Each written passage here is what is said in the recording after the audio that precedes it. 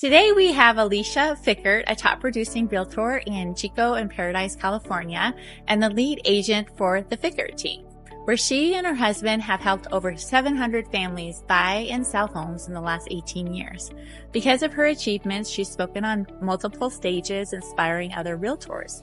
After surviving the 2018 Campfire, where her hometown was 90% burnt down overnight, she rebuilt her business.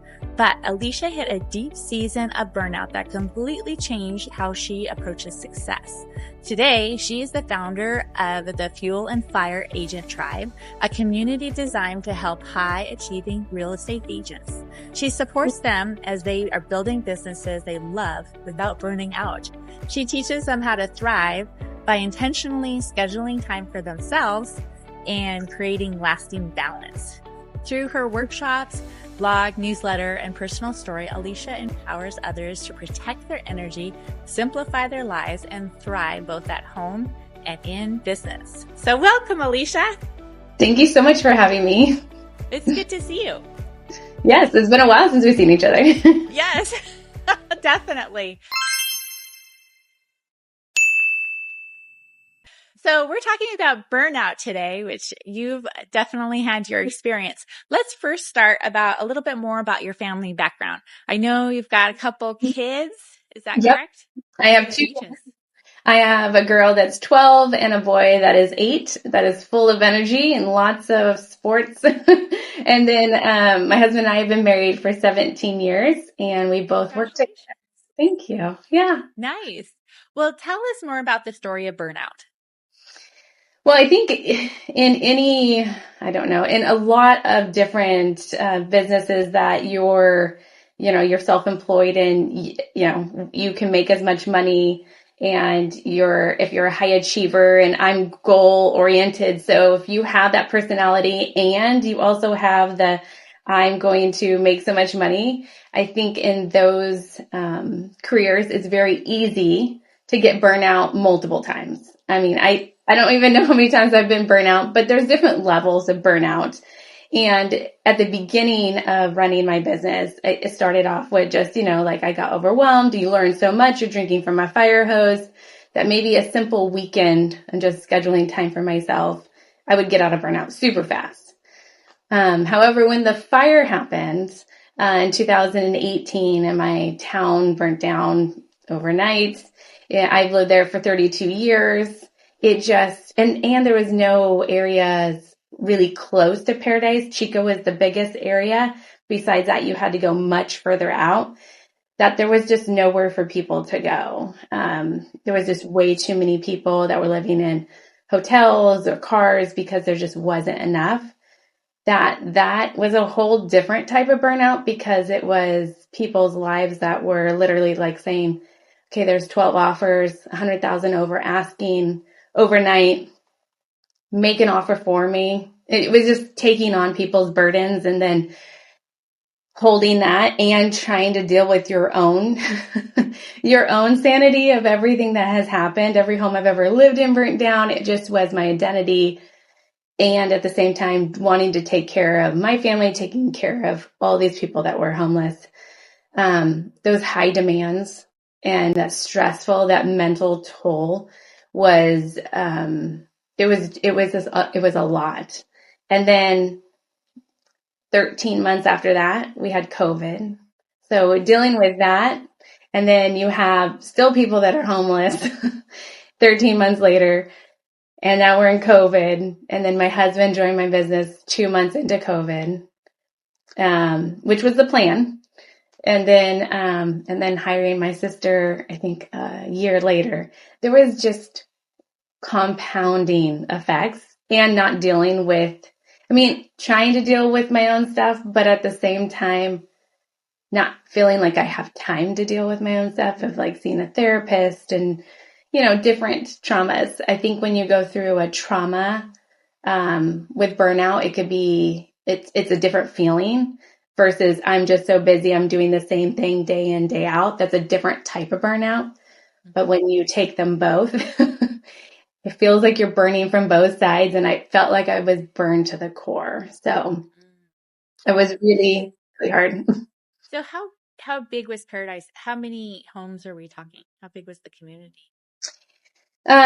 There was about, I mean, 30 something thousand people that lived there, and only 90% burned down. So only 10 was standing, 10% left standing. Wow. And then the And town, you had the physical component and the huge emotional component in this too, and yes, a personal component. So you're like, that's like layer after layer after layer, and so it really hit you hard. And then you had COVID and everything else. So it was just lots of layers to it. And I think and I was really good. I felt like I was really good before the fire. Like I worked 4 days a week. Wednesday was mommy day. I had a 1-year-old and I had a 5-year-old at the time. And so when the fire happened, I thought, well, I'll just be a stay-home mom because people only move, what do they say, like every 8 years? Well, if I sell everyone a house, then no one needs a house after that for a while. So I'll just sell them the house, find them house, and then I'll be a stay-home mom. And then I'll go back when my youngest turns 5. That was my thought process. And okay. it's because it just felt so overwhelming because it's like where I can't sell houses, like there's no houses left. They're going to have to build them. So I don't know. That was my mindset. I couldn't really, it was very, your brain was this foggy. There was this, not a lot of clarity in where to go from there. So that was my mindset. However, my body was fine, even though I was crying every day for like a month. But then after that, I just was like, I have to start taking care of myself because I felt like I was being pulled in 100 different directions all the time. And there was no time for me. And most people say like, oh, well, that's, me time, or, they think of self-care. They don't think that's not important. However, when you're being pulled 100 different directions and you have no clarity in your mind, I was leaving town once a month and I wasn't even realizing I was doing it. I was just like, oh, let's just go to the ocean or let's just go somewhere because I felt like I needed just to escape and be out of Butte County because that's all people were talking about. They just wanted to talk about you, had to hear their story of how they got out of the fire, who didn't get out of the fire, go through the whole trauma of every person that I was trying to help. They were then giving me the story, and I'm a very visual person that I can see it in my mind. And I'm like, I can't. So I just needed to leave, go to the ocean or go do something. So for a year, I was just like leaving every month. First, it was not intentionally, but I just was like, oh, I could breathe. And that's all I needed. And then in 3 months later, I was like, I've got to do something more for myself because my mental health and physical health wasn't doing it. I could tell it wasn't great. And I just needed to keep myself positive. So going to the gym at 4:30, which sounds crazy, but my friend was like, come to the gym with me. You have to get up at 4, go at 4:30. But then my mind was like, that's the only time I don't have somebody pulling. I mean, mommy, I need this. Or my clients are like, let's go see a house or we need to write an offer. Nobody needed me at 4 or 4:30, or by the time it's done, 5:30 in the morning. So that was the only time I felt like I could schedule time for myself. And that was the first step of just putting the foundation of like, I'm going to do this for myself. And then it was because of that one action, I built a good routine. I drank more water because of it, because I was up earlier working out. I had time to read. I had time to journal. So I really did build a really good foundation of a morning routine that all led for just getting up in the morning and going to the gym. So it's like starting that one habit and then habit stacking. Yes, Yeah. exactly. So let's back up. So basically, it seemed like you were running your business at a pace that was pretty healthy. And then this happened, and it was just like everything was piled on. And you mentioned the physical symptoms of like brain fog and like needing to escape. Mm-hmm. What were the other symptoms? And you said like mental health, that wasn't great. What could you describe a little bit more, like some of your symptoms? So people can kind of understand, like, okay, these might be warning signs if I'm starting to have this, so that people can identify with that. Yeah, so it did grow. I think I felt like I was doing good because I was like, on paper, it looked like I was doing good.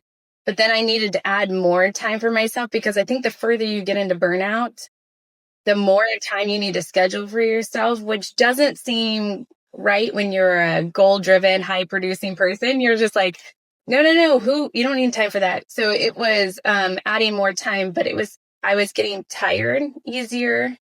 I definitely at one point, I got COVID. I think it was in 2021, I got COVID in January, and I think that was like the final straw for me. It felt like I couldn't have one conversation with one person without depleting my entire energy, and I was done for the day. Yeah. Wow. Okay. Was really, really heavy. I found myself trying to hide from people. Even I would go to church. I would want to be the last one in and the first one out because I was so afraid someone would say, "How are you doing?" And I'd be like, "Good. You?" And then they would tell me. I was so petrified of somebody telling me because I was like, I don't want to hear one more story. I don't think, and I couldn't carry it. And you don't need to carry people's stories. And yet I still felt like I needed to, if someone tells me the story, I felt like I had to do it and carry it. So instead, I was literally walking around with like a shield of like, I don't want to know how anyone is. I don't want to communicate. I felt like I was like getting more and more like a hermit of just like hiding inside, wave to the neighbor, shut the door, don't want to talk to anyone. So if you're avoiding people, that was a big sign for me.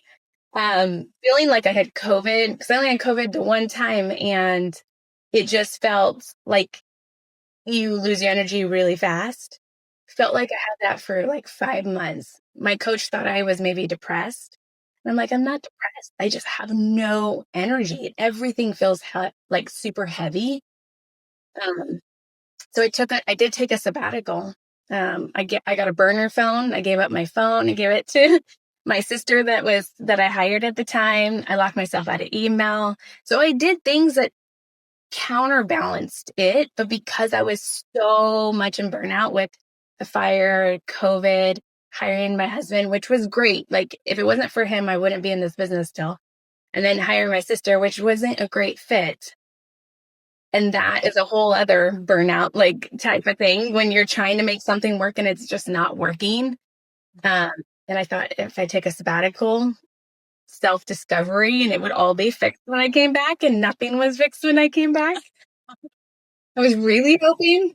However, I think it's just, foggy, lose energy, avoiding people is a huge one. Feeling tired all the time, and not the tired that you're not sleeping. It's, I could sleep and feel like I could sleep all day and just couldn't handle any mental anything, anyone's story or anything. Right. Are you an empathetic person, Alicia? Mm-hmm. Yes. Yeah. Yeah, probably. Me too. That does not help when it comes to situations like this. No, if you're an empathetic person and something big like this happens, you're picking up everyone's emotions and everyone's story and you're carrying it, and you can't do that. You have to protect yourself. And at the same time though, when you do that, it feels like, I don't know, it goes against what your body wants to do, because you were like, oh, I'm empathetic. But at the same time, it's like, if I pick up one more story or one more emotional trauma, I think I'm just not going to make it. I think I'm done for the day. I'm just going to go home. Like, I'm done. It was like one hard conversation, I'm done. Which we have lots of hard conversations in real estate, but one was I would just be done for the day. I'd be like, I can't do this. I'm done. How long was your sabbatical? I did a sabbatical for just 1 month. So I did it for just 1 month. I thought 1 month because I'm a high achiever. I'm like, I could totally knock this out. Like 1 month, I'll read some books. I'll go do some stuff. I'll be like, do all this and it'll be perfectly fine. I came back and I'm like, oh, I feel like I can go on another one. It did not work. The following year, actually, I think it was, because that was in June. I came back in July, and then I worked until January, and I told my husband, I was like, I can't do any face-to-face clients. It got that bad that I was like, I can't even face-to-face. I will talk to them on the phone, but you have to do all the face-to-face. So for 7 months after that, I didn't do any face-to-face. I wouldn't meet with anyone because I knew I was still in burnout. I couldn't in my high achiever, I'm like, how am I not out of this already? Like, burnout's only supposed to last a little time, but I just couldn't get out of it. And so it took like 7 months. And then we went to Costa Rica. And then in Costa Rica, I'm like, okay, I feel like I'm going to come back. And I started to get my drive back, but it came back so slow. I mean, it probably took... When you started adding those habits? Is that Yeah. Yeah. So I added more habits of having like me time on Wednesday. I had thinking time on Friday just to decompress and like, put some things in place. And I had a great routine of like writing down gratitudes, meditation, prayer, like all this stuff. Read about burnout, everything you can possibly do. I just kept doing it. And it's really the simple acts of just keep scheduling time for yourself, which sounds like self-care. But again, I don't think I would be out of burnout right now if I didn't continuously like add things to protect myself. Because when I was coming out, I was so afraid of going backwards that I was doing things to make sure, like, I was like, oh, I don't want to set too high of a goal because I'm not going to kill myself over a goal. Like, I'm good. And so it was really hard to also coach me because I was not willing to die on any goal, which previously I was like, oh, that's my goal. I'm going to go do it. And I don't care what happens. I'm going to kill my way all the way up to hitting it, which is not a great way to do it. I think enjoying the journey is super important, which I didn't do a lot. Okay. Are you feeling stuck in with love, wealth, or peace? Well, you're not alone. Often it's a subconscious belief holding you back. That's why I combined life coaching and hypnotherapy together, so you can break through what's been keeping you stuck. Life coaching helps you shift your mindset, while hypnotherapy works deep within to reprogram limiting beliefs and memories. It's fast, it's effective, typically 1 session of each, and I have a few openings left. Are you ready for a change? Visit livebrighter.info and book your free consultation and see if this approach is right for you. See you then. Yeah, so it's good to see like before and after. It sounds like you have more boundaries and you're really like, tell me some more about how you are now and how you schedule your life and how you do your life. You mentioned you've got your time on Wednesday and your time on Friday. And how do you support yourself? But also, how do you support yourself just with boundaries? Like, we talk about boundaries a lot on this podcast because we tend to, on this podcast, we're all like overly kind and learning to be empowered kind. And that's a process. But overly kind, that's a great way to get burned out. Yeah, it's very easy to do that. At one point, I think my phone was going off consistently. I mean, all the dings, the beeps, all of that stuff is constantly going on with the phone. I decided at one point, it's all going on silent. So everything went on silent. My watch so I had it vibrate. It'll only vibrate if I'm getting a phone call or a text. I turned off all the notifications. So all those like red, and if you're the person that has like 20,000 unread emails, then this is probably not going to bother you. But if you're also that person that you have 7 emails that are 7 and it says that you have 7 that you haven't read, you're going to go in there and look at it. This is for you. Turn off the notification. It is so life-giving when I turned off all the notifications. The only thing it showed is a missed call, a voicemail, or a text. And yes, that can also drive you crazy, but I also needed to know if my clients were trying to get a hold of me, and I was okay with missing their phone call. So what I felt like I got tons of time back is I wasn't going, here, ding, oh, email, someone emailed. That's somebody else's, urgency, not yours. So not picking up things that don't matter at the moment, because you shouldn't be in your email all the time. And I feel like a lot of people are in their email or they're getting back to people immediately. And my phone is on silent, like pure silence, at 6:30 at night to 7 in the morning. Unless they're on my favorites list. So like my husband, like my mom, different people like that, they can get through. Because so many people will say, well, I can't do that. I have a son or daughter that's 16 years old and they're driving and I need to be able. That's great. Add them to your favorites, which they probably already in your favorites. There's a way to override that so that you're not constantly glued to that phone. I feel like the phone dictates too many people's lives. So you kind of lessen the stimulation, Mm-hmm. put some boundaries in place, did your schedule so that it was supporting yourself with habits that Mm-hmm. were rejuvenating to you. And did you ever have to see like medical or naturopathic assistance, or did you go down that route at all? I did see a therapist, and I did rapid eye movement therapy. So I did do both of those. EMDR. Yes. And I was trying to remember the acronym. And so, yeah, I did both of those because Help. it did help. I don't know if it's not going to like take you out of burnout, but it helps with, especially with everything that I went through of not being mad at the fire or whatever, it did the conversations, the things that went really bad right after the fire felt like it stuck with me longer. But letting that go, that was part of the healing process. I would say I did that in I think it was 2021 when I did my sabbatical. I did both of those things during that month too and continued it for a little while. Mm-hmm. Nice work. So how long did it take you to really feel yourself again? Your new version, the updated version. Yes, because I don't think I'm like, I'm never going to be who I was before, which is nothing wrong with that. And I think it took 3 years. It was a super long time for me. I am super impatient. And so 3 years felt like 10 years to me. And I kept going. In 1 year, I said, I'm going to give myself grace all year. Like, you do not have to self-talk. You do not have to be out of burnout by the end of this year. You're just going to walk, no running. You're just going to walk through this year. And I'd be like 2 months in, why am I still in burnout? Like, how am I not doing this? I'm just super impatient and I want to get there as fast as possible. However, that's not going to get you out of burnout. Rushing to get out of burnout isn't going to get out of burnout. If you've ever heard the book, The Ruthless Elimination of Hurry, have you ever heard that book? No, I love it.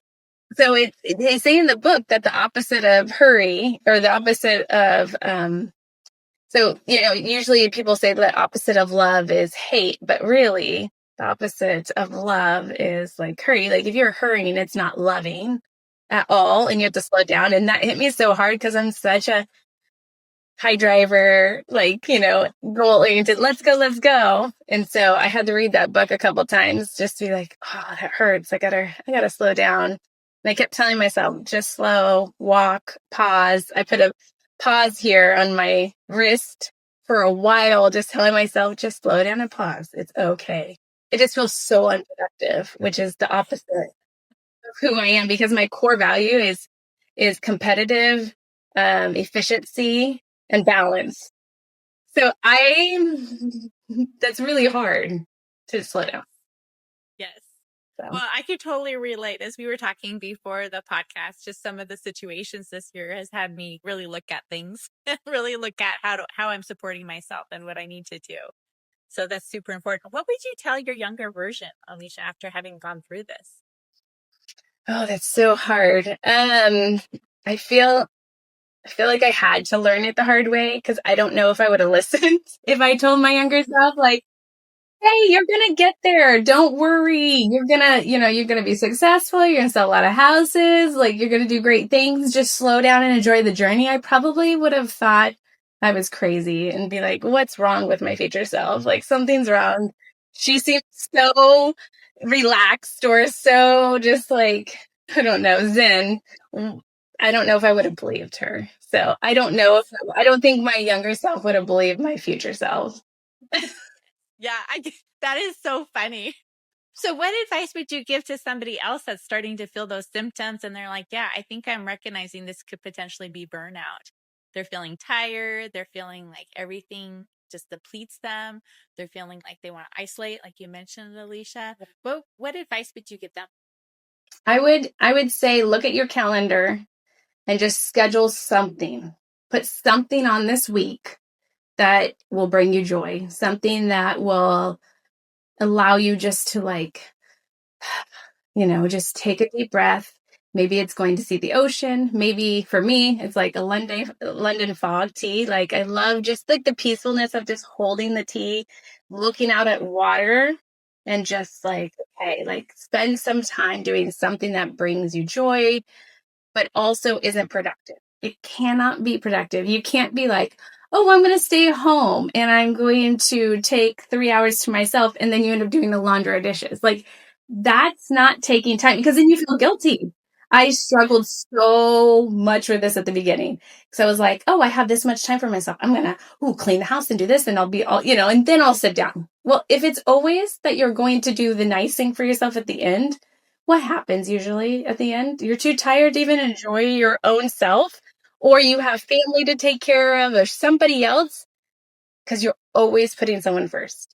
And you've got to schedule time for yourself. So I think the simple first domino, if you've ever heard like the one thing, like what's the one thing that you can do such that by doing it would make it easier and necessary? It's literally just sitting down, pull out your calendar, time block something in there this week, massage, quiet time, go to a restaurant, have tea, coffee, whatever it is, schedule something for yourself. That's the first step. Yeah. That's so beautiful how you talk about what brings you joy, because anything that brings us joy gives us energy back. Mm-hmm. And, I think a lot of times we don't really think about, well, what brings us joy and how that's a good thing. And so important, especially if we're, achievers, that type of personality. So it sounds like, what does your life look like now with real estate and balance and all of that? It sounds like you've got the things scheduled for yourself. And do you feel like you're in a good flow as far as how you're taking care of yourself and balancing everything? So I definitely feel like I have better flow. I feel like I have my drive back, which is very helpful to me because I just feel more myself having a drive back. And I'm also petrified of ever going back to burnout. So anytime I ever feel out of balance and it's like all of a sudden I'm like, whoa, whoa, whoa. Okay, let's put all these things in place. So then I'm like hyper aware of it. Um, yeah, it's great. And it was holding me back for a little while because I was afraid to do too much because I was like, oh, no. Like my husband would be like, let's do this year. And I was like, oh, you can have that part. Like I'll do this part. Cause I'm like, I'm not going to kill myself over a goal and then go right back into burnout. So I feel like I have a really good balance now. I schedule Wednesdays are still like my days that I actually focus on burnout. I write my newsletter, my blog on Wednesdays. I make sure like I have a Bible study. I go work out with a friend. Try to find that in the middle of the week. I feel like it's super helpful for me. And most of the time on Wednesdays, my clients don't need me as much. And then I still have my Friday morning kind of like 2 hours of just like thinking time, quiet time of just like look at the previous week, look at the week ahead. How can I plan to make sure that I'm adding things in, such as like going for a walk with the family, or hey, meeting up with a friend and go to do yoga, something that brings me more joy. I love helping other agents. So that's been something that's been on my calendar for the last 7 weeks of just like once a week, I'm going to help another agent. It just gives me more energy than me going to meet with another client. Yes. It was just constantly, we have date night on Wednesday, just really making sure Saturday I don't usually leave the house. I like to just kind of like, I do a lot of cooking for the week, but I also am like, okay, I'm just not going to leave the house and it's just going to be, I can read or, hang out with the kids and do something. I love it. And how can people get a hold of you? Like, I love your newsletters. I think they're fabulous and they're very encouraging and great reminders. And I'm really thankful that you turned your pain and all that you went through to help people. I just love that about you, Alicia. You're so sweet. I honestly was thinking not that I love to talk about my story, but I love to help people and I want to help anyone that has burnout or anyone that's going into burnout. I'm just giving them these little tiny steps that they can take just to make sure they avoid it. I do the newsletter, like you said, and my email is, I can give you my email and the link. Maybe you could put it in the podcast and they can join an opt-in to the newsletter. I do it once a week. It's Tuesdays that it comes out, depending on where you are in the States. It's 7:00 my time, but I think it's like probably 9:00 your time. So, but every week I'm writing a newsletter, and I just want to keep growing that platform and eventually speaking more about it and just helping other people understand burnout it's not a bad thing. That means you're going after something most likely that you really, really want to achieve. And there's probably a better way you can do it instead of enjoy the journey as on the way. And that's what I want people to know, that you can have big dreams and big things and not have burnout. Like, there's ways that you can protect yourself so you're going intentionally with yourself in the right direction of just making sure you implement certain things along the way. That's super important. Go ahead and we'll have the link in the notes, but because it's on different platforms, it'd be easier just to go ahead and say your email too. Okay. And then we'll also have the link. So go ahead. So it's my name. It's Alicia at AliciaFickert.com. So okay. And Fickert is Fickert. And I guess spell Alicia is Alisha. So Alisha at ALISHAFICKERT.com. So Alicia at AliciaFickert.com. Yes. Alicia, I love it. Thank you so much, Alicia. Thank you for sharing your story. And gosh, I think this is super helpful. And this will be coming out after the holidays, which is a really good time to assess where people are going in their lives and check in with themselves. Super, super important. So thank you so much, Alicia. Yes, thanks for having me. Okay, take care. Bye-bye. Stay tuned for our next episode.